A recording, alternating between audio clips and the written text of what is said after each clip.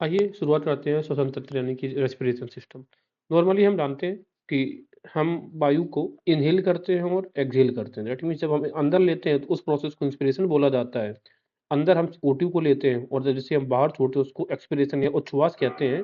और वो कौन सी गैस बाहर छोड़ते हैं? CO2। ये बेसिक सी जानकारी है, हम सबको पता है, इसमें कोई दिक्कत नहीं है।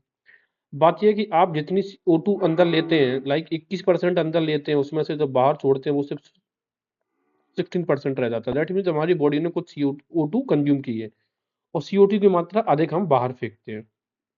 बात ये है कि बाकी सारी गैसेस यानी कि जब आप O2 और CO2 को इनहेल एक्सहेल करते हैं तो उनका कंपोजिशन तो बदल जाता है, लेकिन एकमात्र ऐसी गैस है नाइट्रोजन, जिसको आप रेस्पिरेशन के समय में कोई भी उसकी प्रोपोर्शन में, कोई भी उसके परसेंटेज में कोई भी बदलाव नहीं आता। तो ये इंपॉर्टेंट चीज़ है, बस याद रखना है हमें।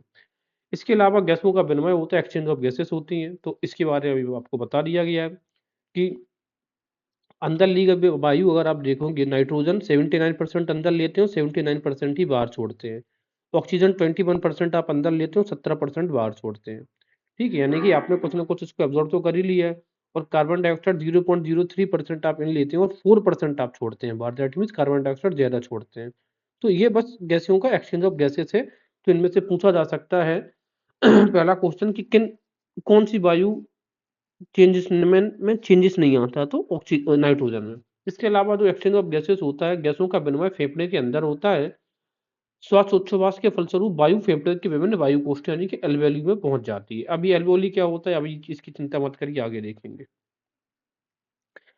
हाँ, अब बात ये है, चलिए पहले एल्वेओली को समझ लेते हैं, इसका एनाटॉमी जो है उसको समझने की कोशिश करते हैं। सबसे पहले हमें ये देखते हैं कि नेसल कैविटी के माध्यम से इस तरीके से वायु एंटर करती है। ये आपकी ओरल कैविटी है। अब अगर पूछा जाए कि हम श्वास कहाँ से लेते हैं, तो आंसर होगा नेसल कैविटी। अब फिर आपके दिमाग में आता है कि मुंह से भी श्वास लेते हैं, लेकिन नहीं। बात ये है कि मुंह अगर बंद हो तो फिर श्वास कहाँ से लोगे? तो फिर नेसल एक्टिविटी, तो मेन हमारा यही है, नथनी है जो नेसल कैविटी है, वहीं से हमारी श्वास होता है।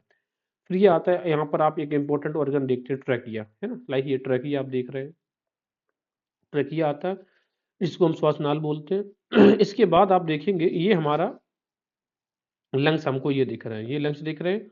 और ये जो रचना आपको दिख रही है इस तरीके की, ये डायफ्राम बोला जाता है। इसको हम क्या बोलते हैं? इसको डायफ्राम बोलते हैं, राइट। अब बात ये है कि जो लंग्स होते हैं, जिस तरीके से लंग्स आता है, तो फिर हम क्या देखते हैं यहाँ पर कि ये लंग्स, इसमें ये है आपकी ट्रैकी ब्रोंकियल ट्री है, ये इस तरीके से डिवाइड हो जाती है, क्योंकि हमारे बॉडी में दो लंग्स होते हैं। एक कार्डियक नोच आपको यहाँ पे दिखता है।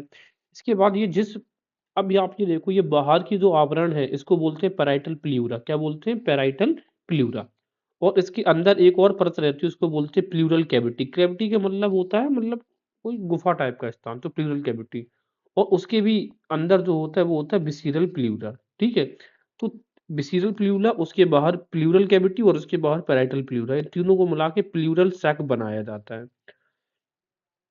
इसके अलावा जब आपने ये पार्ट्स तो आपने देख लिए हैं, तो अब इस पे फोकस करिए आप। ये डेंड्रॉन एक डाली टाइप का जो दिख रहा है, ब्रांच टाइप का, यही एरिया होता है जिसको हम बोलते हैं एल्वेओली। ये है एल्वेओली, जो मेन जहाँ पर आप ये होता है आपकी ये ब्रोनकाई ब्रोनकाइओल, और ये होती है उनमें एबोली, जो कि पुष्प जैसी आपको आकृति यहाँ पर दिख रही है। इन्हीं का मेन काम है श्वसन प्रक्रिया को संपन्न करना। ठीक है।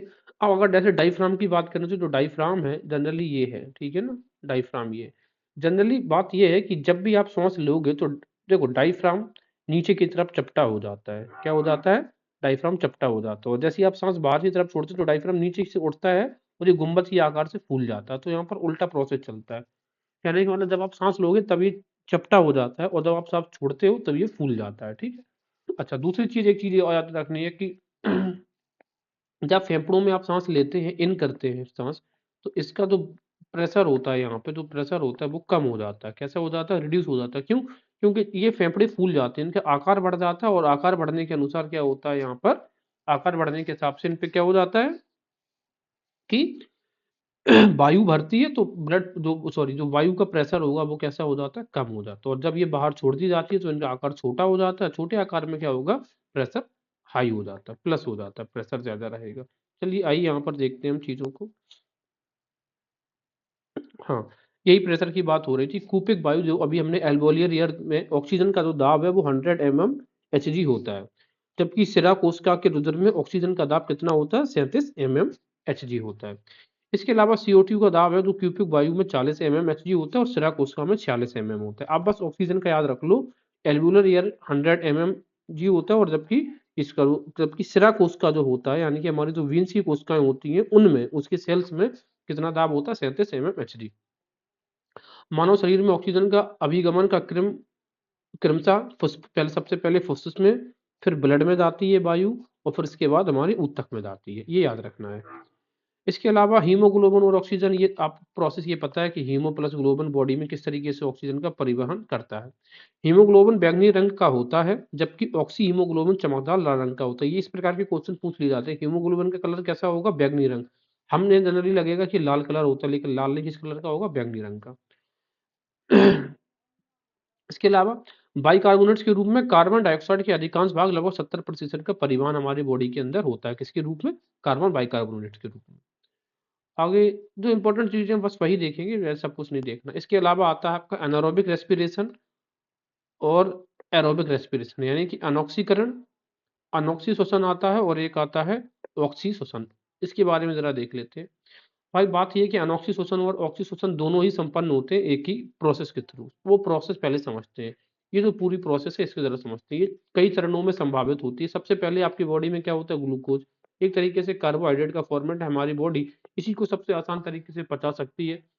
अगर हमें तुरंत ऊर्जा चाहिए होती है तो कार्बोहाइड्रेट चाहिए होता है, और इसका एक फॉर्म है ग्लूकोज।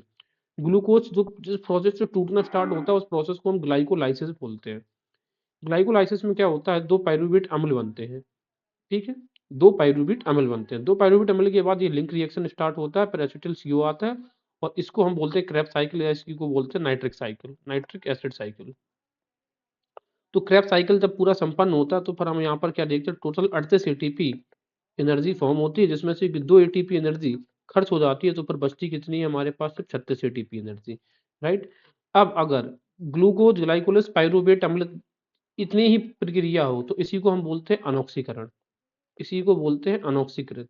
जब ये पूरी प्रक्रिया हो जाती है तो इसको बोलते हैं ऑक्सीकरण। अब सीधी सी बात ये है, इसके अब जरा एग्जांपल्स को जरा समझते हैं, डिफरेंसेस क्या है। ये ऑक्सीजन की अनुपस्थिति में होता है, राइट, फ्री ऑक्सीजन की उपस्थिति में होता है, ठीक है। अनॉक्सी श्वसन की संपूर्ण प्रक्रिया कोशिका द्रव में संपन्न होती है, क्योंकि सीधी सी बात है, कोशिका द्रव का मतलब क्या है? जो आपको साइटोप्लाज्म होता है उसके अंदर ये होता है, ठीक है, प्रोटोप्लाज्म कोशिका का द्रव होता है। जबकि ऑक्सीकरण की जो पूरी का प्रथम जो चरण है ये कोशिका द्रव में होता है, लेकिन इसका दूसरा चरण कहाँ पर होता है? माइटोकॉन्ड्रिया में। अनॉक्सी श्वसन में ग्लूकोज का आंशिक ऑक्सीकरण होता है एवं पाइरूवेट इथेनॉल या लैक्टिक अम्ल का निर्माण होता है। बिल्कुल बात सही है। फाइनल प्रोडक्ट क्या इसमें निकलता है? या तो पाइरूवेट निकलेगा या फिर लैक्टिक एसिड निकलेगा, जिससे कि थकान जल्दी हमें देखने को मिलती है। सीधी सी बात है, बॉडी में अगर आपके ऑक्सीजन ना पहुंचे तो लैक्टिक एसिड बनने लगते हैं, इसी वजह से तो आप जल्दी थक जाते हैं। जब दौड़ते हैं, रनिंग करते हैं हम, उस समय क्या होता है? अनऑक्सीकरण प्रोसेस स्टार्ट हो जाता है बॉडी के अंदर, ऑक्सीजन की कमी के कारण। ऑक्सीश्वसन में ग्लूकोज का पूर्ण ऑक्सीकरण होता है तथा कार्बन डाइऑक्साइड एवं जल H2O का निर्माण होता है। कार्बन डाइऑक्साइड का निर्माण होता है तो हम इसे बाहर निकाल लेते हैं, और H2 जल यानी कि पसीना के रूप में बाहर निकल रहा होता है। इसमें ग्लूकोज के 1 ग्राम अणु से ATP के 2 अणु बनते हैं, ठीक है, और टोटल बनते तो 4 हैं, 2 खर्च हो जाते हैं, 2 बाकी रहते हैं। इसमें 38 ATP बनते हैं, 2 खर्च हो जाते हैं और 36 बाकी रहते हैं।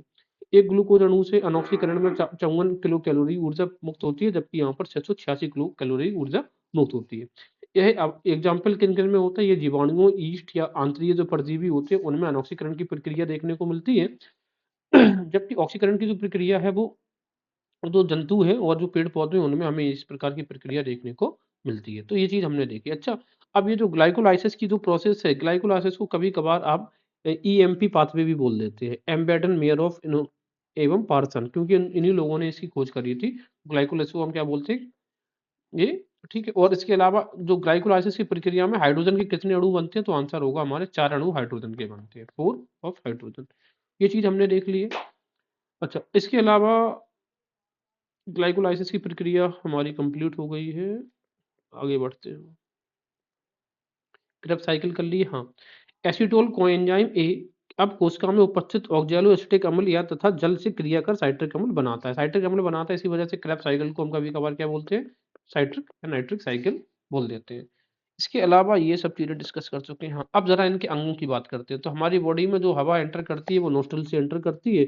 इसके बाद ये फुस्फुस, ये पसीलियाँ, इनके डायफ्राम के बारे में बता चुका हूँ मैं आपको। हाँ, इसके बाद आप ये देख लो थोड़ा-सा, ये लैरिंक्स कहाँ पर है हमारी बॉडी के अंदर? ये लैरिंक्स का एरिया आपको, ये ट्रैकिया दिख रहा है, यहीं पर हमारा लैरिंक्स बना हुआ होता है, ठीक है? लैरिंक्स का मतलब है स्वर यंत्र, यहाँ से आपकी आवाज़ आती है। जो फेरेन्क्स को श्वसनी से जोड़ता है, उसको हम क्या कहते हैं? स्वर यंत्र कहते हैं। इसके अलावा इसका मुख्य कार्य ध्वनि का उत्पादन करना है। क्या करना है? ध्वनि का उत्पादन करना है। ध्वनि उत्पादन के अतिरिक्त यह खाँसने, निगलने, श्वासोच्छ्वास तथा श्वसन मार्ग की सुरक्षा करने में सहायक होता है। स्वर यंत्र यानी कि लैरिंक्स के प्रवेश द्वार पर एक पतला एवं पत्ती के समान कपाट बाल्ब होता है, जिसे आप क्या बोलते हैं? एपिग्लोटिस बोलते हैं। तो सीधी-सी बात है, एपिग्लोटिस का मुख्य काम क्या है? आपके बॉडी में यहाँ पर एपिग्लोटिस होता है, जैसे आप खाना निगलते हैं, इन करते हैं, तो एपिग्लोटिस क्या करता है? विंड पाइप के ऊपर ढक देता है उसको, और वो खाना आपके फूड पाइप में जाता है। ठीक है ना? तो ये मेन काम है एपिग्लोटिस का। अब थोड़ा-सा हम देखेंगे कि ये स्वर यंत्र का बेसिक डिफरेंस क्या है? ध्वनि रज्जु होता है, जो जिसके ये गले में एकदम पतला-सा होता है, वोकल कॉर्ड्स। अगर उसका आकार इस प्रकार का होता है, अगर ये छोटा है, जो कि महिलाओं में पाया जाता है, तो ध्वनि की पिछाई होगी। ध्वनि की पिछाई होती है तो आवाज़ कैसी होती है? महिलाओं की शार्प एंड पियर्सिंग, यानी कि बहुत पतली तीखी आवाज़ होती है। अगर इसका ये जो गेट दिख रहा है, ये बल्ब दिख रहा है, अगर ये बड़ा है तो ध्वनि की पिच कम होगी, और पिच कम होगी तो हैवी वॉइस होगी, जो कि पुरुषों में हमें देखने को मिलती है। तो इसका संबंध है स्वर यंत्र से। इसके अलावा ट्रैकिया की बात करेंगे, उस पीछे की ओर श्वसनली की ट्रैकिया, देखो स्वर यंत्र श्वसनली या ट्रैकिया से जुड़ा होता है। दूसरे शब्दों में यह स्वर यंत्र लारिंक्स पीछे की ओर श्वसनली या ट्रैकिया में खुलता है। श्वास नली लगभग 11 सेंटीमीटर लंबी होती है, ठीक है? ट्रैकिया जो है कितने मीटर लंबा होता है? लगभग 11 मीटर लंबा। ये आपको दिख रहा है ट्रैकिया, ये विंड पाइप आगे की तरफ जो होता है, गर्दन इस पे गले से देखेंगे, ये ट्रैकिया बोला जाता है। पैराइटल प्लूरा वगैरह बता चुका हूँ, डायफ्रेम के बारे में बता दिया है। डायफ्रेम में बताया था, जब इसको एक्सहेल करते हैं तो इस समय जो डायफ्रेम होता है कैसा हो जाता है? संकुचित हो जाता है। कृत्रिम श्वसन जो होता है वो वेंटिलेशन के माध्यम से होता है, तब आपको ऑक्सीजन दे दी जाती है, वो एरिया है। इंस्पिरेशन और उच्छ्वास में थोड़ा सा एक बेसिक डिफरेंस है, जरा देख लेते हैं क्या क्या है। यह वायुमंडल की वायु का फेफड़ों में प्रवेश की क्रिया है, और ये बाहर निकालते हैं। इससे फेफड़ों में वायुदाब कम हो जाता है, और इससे फेफड़ों में वायुदाब अधिक हो जाता है। अच्छा, तो इंस्पिरेशन करते हैं तो हमें होना चाहिए कि हमारे फेफड़ों में तो वायु भर रही है, तो वायुदाब तो बढ़ना चाहिए। अरे भाई, बढ़ता नहीं है। बात ये है कि आप ये जो देख रहे हैं, ये इनका जब एरिया भी, तो जब आप वायु भरते हैं, अंदर से वायु आ रही है, मान लेते हैं वायु अंदर से आ रही है, तो फिर ये एरिया बढ़ गया। जब एरिया बढ़ गया तो दाब कैसा हो जाता है? कम हो जाता है। जब आप सांस लेते हैं तो दाब कम हो जाता है, और जब सांस छोड़ते हैं तो दाब अधिक हो जाता है। इसमें डायफ्रेम की अरीय पेशियाँ सिकुड़ती हैं, जिससे डायफ्रेम चपटा हो जाता है। ये डायफ्रेम है, ठीक है ना? ये देख रहा है, ये डायफ्रेम की आकृति आपको दिख रही है इस तरीके से। तो अब बात ये है कि ये दिख रहा है, फूला हुआ दिख रहा है, अभी ये डूम शेप का दिख रहा है। तो जब इसके अंदर आप हवा भरोगे, डायफ्रेम नीचे की तरफ खिसकता है, तो ये चपटा हो, इस तरीके ऐसा हो जाता है, चपटा टाइप का। और जब आप हवा ऊपर की तरफ छोड़ते हैं, तो ये वापस से फूल के ऊपर की तरफ इस तरीके से बन जाता है दोबारा से, ठीक है? तो जब आप हवा इन करेंगे तो डायफ्रेम चपटा हो जाता है, बाहर करेंगे तो डायफ्रेम गुम्मट के समान हो जाता है। बाह्य अंतरापार्श्विक पेशियाँ तथा जो अंतरापार्श्विक पेशियाँ, ये बहुत इंपॉर्टेंट नहीं है, बस आप ये 2 डिफरेंसेस को याद रखिएगा। इसके अलावा बस यही इंपॉर्टेंट चीज़ें थी, वो हमने देख ली है इसमें।